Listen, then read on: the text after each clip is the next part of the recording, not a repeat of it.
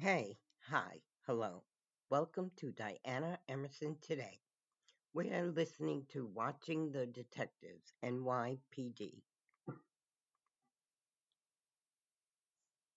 We have received a call. A body was discovered in a house in the Jamaica State section of Queens, which is a pretty exclusive area.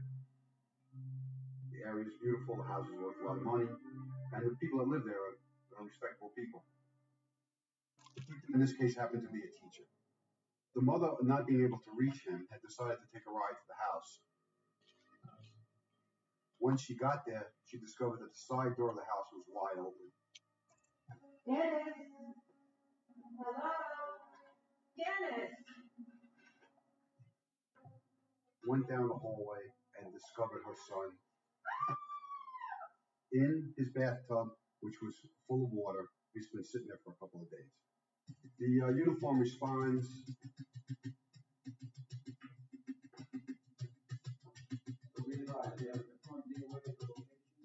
And the first thing that's noticed in the house is laying on the floor in the kitchen is a gym sock, which has a brick inside of it, and it's full of blood. The house is a little turned upside down, but not bad. There had been some sexual activity right before he was murdered. It really appeared that this was like a passion type crime. This guy was beat really bad. We then started to check into his background. He was very well respected in this community, and we knew that he went out to gay bars on a regular basis. So my partner and I spent the next couple of nights in every gay bar in the city, I think. We didn't get anything. So it was probably a week later, I get a call from a precinct in Upper Manhattan that they were investigating a double homicide. They wanted my help in going to a location on Hillside Avenue in Queens. They had identified a possible suspect in their homicide, and they just wanted to see if his name was on a mailbox in a certain location. So my partner and I drove over there. We went to the mailbox, and lo and behold, the guy's name was there. We called the Manhattan precinct and advised them of that. Get a call from the Manhattan detective again. He said, "We've developed enough evidence to arrest the guy on Hillside Avenue." The building super just called me and said he's standing out in front of the building right now. He's got a white t-shirt on and a big gold medallion. We throw on our vests and we go lights and siren up the Hillside Avenue, which is on the other side of the precinct. As we start to roll up, there's a whole commotion going on. There was an emotionally disturbed person, and we see our guy. He's standing right there watching what they're doing. So we're able to walk right up on him. My partner says to him, "What's your name?" He blurts out a fake name. But at the same time, his girlfriend says his real name and yells at us for having the gall to ask who he is. This guy takes off. And I start running after him. I'm able to catch up to him pretty quickly. I tackle him. We roll down the stairs. I rip my pants. I cut up my leg pretty bad. Handcuff him. As I'm walking back to the car, I see my old informant. And it happens to be the informant I was supposed to arrest from the complaint that I got the other day. We look at each other, but we don't say anything. I mean, he knows not to say anything, and I know I'm not going to burn him for anything. We pick the perp in the car. We bring him back to the precinct.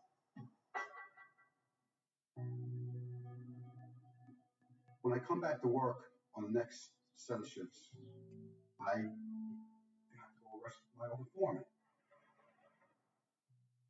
My partner and I go over to his house, and I knock on his door, and he's there. And we say hello, it was like we're all friends. And then he says to me, "It's good that you grabbed that drug dealer for killing that rich teacher in the Estates." I was like, "What? How do you know about that?" Man, I was close to that job, but I wasn't part of it. I didn't do anything. And I was like, I couldn't believe it. My partner's standing there saying, "Is this guy lying to us?" And all I know is when you hit somebody in the head with a brick and a sock, that's got to be brutal, man. I lit up like a Christmas tree at that point because we never told anybody about the sock and the brick. The press didn't know. Half the cops in the precinct didn't know. So we handcuff him because we have to make it look like we're arresting him. We bring him down. We put him in the car. I put him in the back seat. I get in the back seat with him. My partner drives. And I said, "All right, take us to the house." We turn around and he takes us right to the house, right into Jamaica Estates. And he said, "This is the house we went to." And they told me they were going to rob him because he was going to have a lot of money in the house. He proceeded to tell us that this teacher wasn't the nice guy that everybody thought he was. Turns out he was a pedophile, and he'd been abusing this drug dealer for years.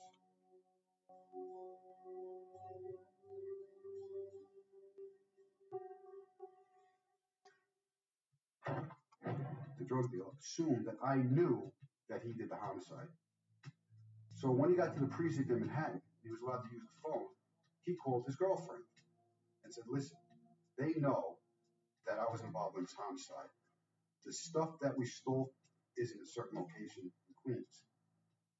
You got to go in there and get it.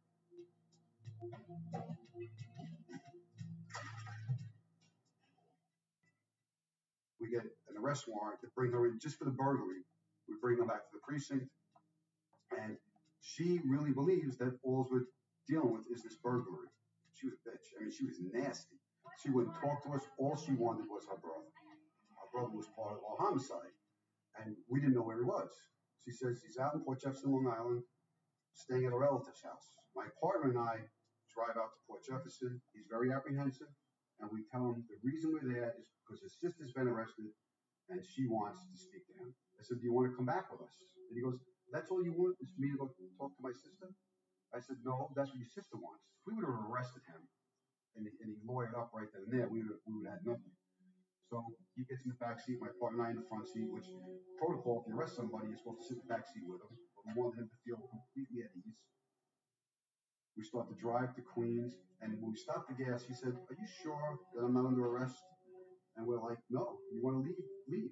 In fact, my partner and I both get out of the car. We go in and get coffee in the gas station. We ask him if he wants coffee, and he sits there.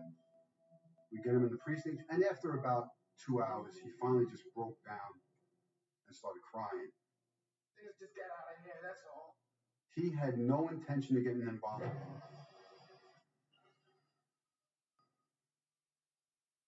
His job was to drive. The plan was that the drug dealer, when he first got to the house, was going to leave the side door unlocked, get the teacher into the bedroom, and at that point, they'd see the lights going on and they'd know to come in.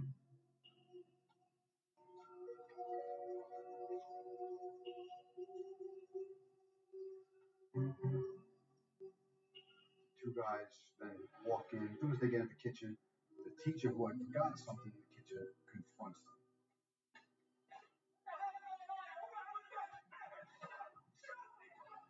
The drug dealer came.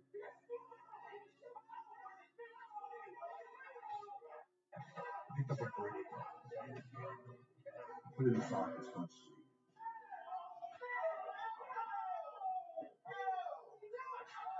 He continued to hit him till you couldn't even recognize him. I guess the years of abuse at that point came out, and it did become a crime of passion at that point, because he just kept hitting him. This is pretty bad, man. Come on, man, come on. In fact, as this kid was explaining to us, he was crying. It was so bad. It was so brutal. After that happened, they took a couple things from the house, and it turns out that there were no drugs or money in the house.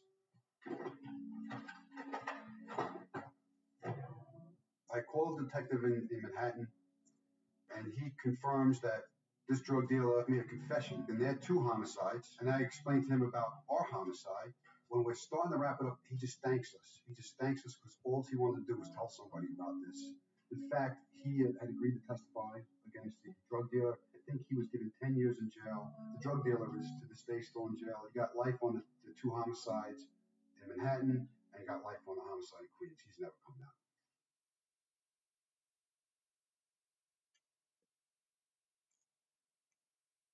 Hey, this is now undercover officer becomes best friends with drug dealer. NYPD. How I became an undercover was actually by accident. It was me and my partner. We ended up pulling a car over and pulling a bunch of drugs and guns and stuff out of this car and brought it back into the precinct. And the narcotics division was in there. It was there, saw me all this stuff and said, hey, you guys, we make good narcs. So I was like, yeah, whatever. 2 months later, I was transferred to the narcotics and became an undercover. In the narcotic business, what we do is we get what they call kites, which are reports and stories, phone calls, letters, complaints about a location that's selling drugs. So we got kites on this one place that there was a male black selling cocaine at his house. So, me as the undercover, I gotta go scout this location, go knock on his door, and see if I can make a buy from this guy. So I do. I walk up to the door, I knock on the door, and a male black answers the door, and behind him is a female wife. Later, I find out that's his wife, holding a baby. This guy's name was Skeets, Skeets, Skeets. And so I said, hey, how you doing? You remember me from the bar? He's like, no, I don't know who you are. I said, no, man, we hooked up a couple weeks ago. You told me if I need anything, come here. How would I, come to your house, man? You told me to come here. He's like, dude, I don't know who you are. I said, listen, forget it. If you don't want to, I just need a gram. I'm looking for a little coke. I want to party with my girl. And that's it. If you can't hook me up, you can't hook me up. I don't know who you are. Get out of here. I said, come on, man. You met me in the bar. We played pool. We had a couple of drinks. You drink Coors Light, right? You drink, don't you remember? Oh, yeah. I remember you. So I kind of talked myself into becoming, having a conversation with this guy, letting him believe that he met me. I never met the guy before in my life. Never saw him before. The first time I seen him was when he opened the door. I don't know you. So he's like, no, you know what? I don't really know you. And he kind of like shuns me away. So I said, listen, man, here's my number. Call me. I walk away, get in the car, I drive away. An hour later, he calls me back. I go to the guy's house, and boom, what a story. I walk up to the guy, he sells me a gram of cocaine for like $80. I got his phone number now.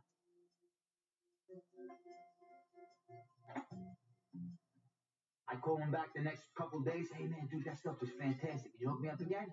He's like, hey, I said, come on, man, it was great. How about you come to the bar, meet you in the bar. I'll buy you some drinks. How's that?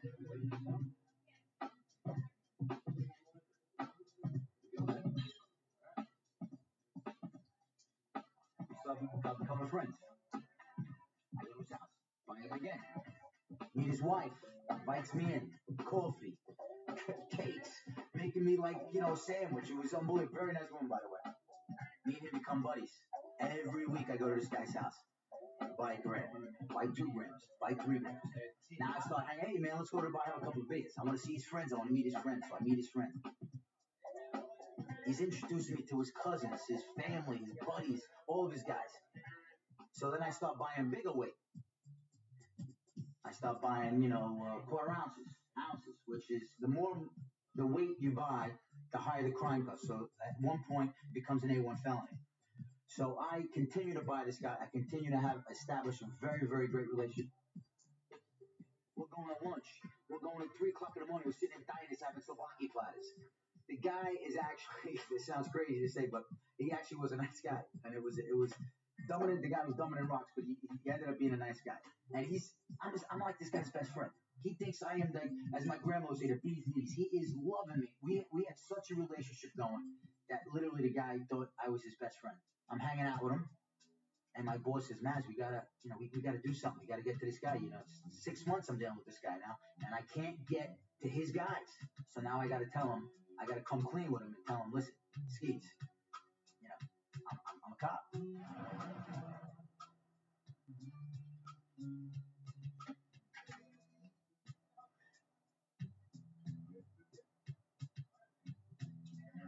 But the day I go to his house, his wife has, she's got tea and she's making spaghetti and meatballs. We're having this whole little, like, early dinner, like, 3:30, 4 o'clock, because I'm starving and he's hungry. By the way, she was a very good cook. And we're talking, and this crazy man says to me, right to my face, he says, Mike, man, I love you. You're a great guy. I want to ask you something really personal. And, you're like my buddy. And I'm like, hey, well, whatever. Anything you need, Skeets. He says, I want you to be the godfather of my kid. I was like, oh, God, so much. This is just getting out of control. This is out of control. Now, I felt so bad because my sentence then was, I can't. He's like, what do you mean? Come on, man. You're my best friend. I'm like, dude, I'm a cop. He's like, get out of here. He didn't believe me. I said, my guys are right outside. They're outside. They're coming in to lock you up. He's like, nah, get out of here. I'm like, Skeets, I'm a cop. I'm telling you, I'm a cop. Sure enough, my guys come in. He's like in awe. He couldn't believe it. He starts crying. I can't believe it. He's telling my boss, there's no way he's a cop. And I'm like, Skeets, I like take my shield out, show him my shield strip. I'm a cop. I felt terrible, but it's my job. That's what you do. That's what you do. I mean, the police life is everybody hates the cops. This poor guy was heartbroken. But I felt so bad for the guy, and my bosses were cool. They were really, really nice guys. So I talked to my boss at Puma. I said, guys, I mean, this guy, he's got 5 kids. He's got a wife here. He lives in a nice little neighborhood here. I said, we can't put this, we need to roll this guy. Roll means make him the phone. We need to roll him on our side. Because he's got contacts I can't get to. But now that I got him by the, he needs to, he's gonna do what I tell him. So I pulled Skeets away. I said, listen, we're gonna make a deal with you. I'm not gonna put you in jail. We're not gonna arrest you. You're gonna work for me. But Skeets, remember one thing. If you ever put me in a compromising situation, you're done. And he was very understanding about that, very cool with that.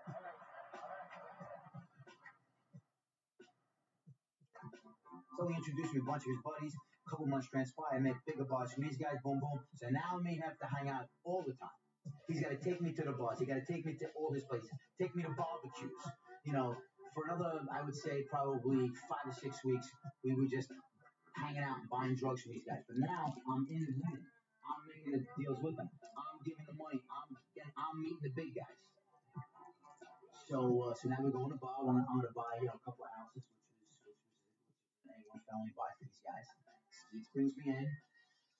He knows, because before anything, I told him, anything goes bad, you ever jeopardize my safety, make no mistake about it, you're the first one to go, Skeets, I'm telling you. So now I'm in deep. Now I got these guys for a couple of A1 buys, and we're ready to take them down. We're gonna take them down. So we're in the bar, hanging out.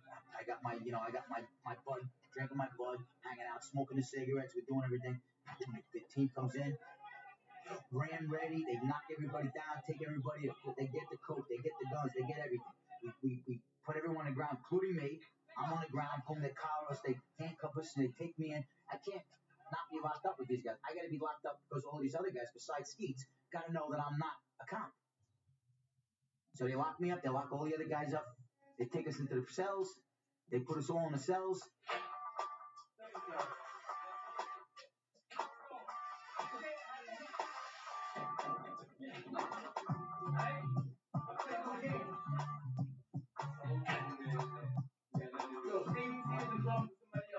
Now we're looking at each other, and now I'm sitting in the cells with these guys because I gotta be so they know that it's me and Skeets ain't the rats.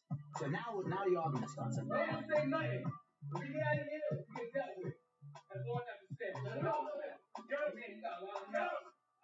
Quiet down in there.